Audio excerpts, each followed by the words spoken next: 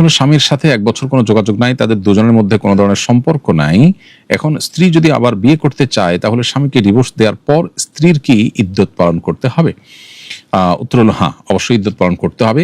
স্বামীর সাথে স্ত্রীর যোগাযোগ নেই 1 বছর 2 বছর বা আরো বেশি সময় ধরে এবং কোনো ধরনের সম্পর্ক নাই বাহ্যিকভাবে, এই বিষয়টি আসলে তাদের মধ্যে বিচ্ছেদ ঘটায় না। বিচ্ছেদ ঘটানোর জন্য যদি তারা স্বপ্রণোদিত হয়ে উদ্যোগ নিয়ে বিচ্ছেদের উদ্যোগ নেয় এবং বিচ্ছেদ ঘটায়, তালাক দেয়, তাহলে শরীয়ী দৃষ্টিকোণ থেকে তালাক দেয়া হলে, তালাক গ্রহণযোগ্য হলে অবশ্যই সেটি বিচ্ছেদের কারণ। এক্ষেত্রে স্বামীকে ডিভোর্স দেওয়ার কথা যেটা বলছেন, স্বামীকে আসলে ডিভোর্স দেওয়া যায় না। ডিভোর্স নিজের প্রতি নিজে গ্রহণ করতে হয়, স্বামী ডিভোর্সের পাত্র নন। এখানে একটা সূক্ষ্ম পার্থক্য আছে। স্ত্রী যদি এই বিষয়টি বিবেচনা করে তার যদি অর্পিত তালাকের পাওয়ার দেয়া থাকে, তার ভিত্তিতে তিনি নিজের প্রতি নিজে তালাক গ্রহণ করে থাকেন, যে শর্তগুলোর ভিত্তিতে সে তালাকের পাওয়ার দেওয়া হয়েছে, সেই শর্ত যদি পাওয়া যায় তাহলে সেক্ষেত্রে তালাক হয়ে গেছে, ধর্তব্য হবে।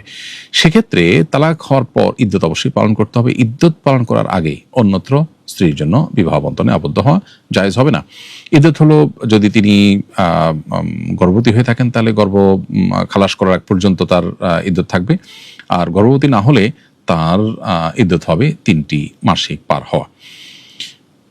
এর মাধ্যমে তার ইদ্যত সম্পন্ন হবে। এরপর ইনশাআল্লাহ তিনি অন্য যে কোনো জায়গায় বিয়ে বসতে পারবেন। তালাকে বায়েন হয়েছে, নতুন করে বিবাহ বন্ধনে আবদ্ধ হতে হলে সাক্ষী হিসাবে শুধু শ্বশুরবাড়ির লোকজন থাকলেই হবে নাকি আমার বাবার বাড়ির লোকজনও লাগবে?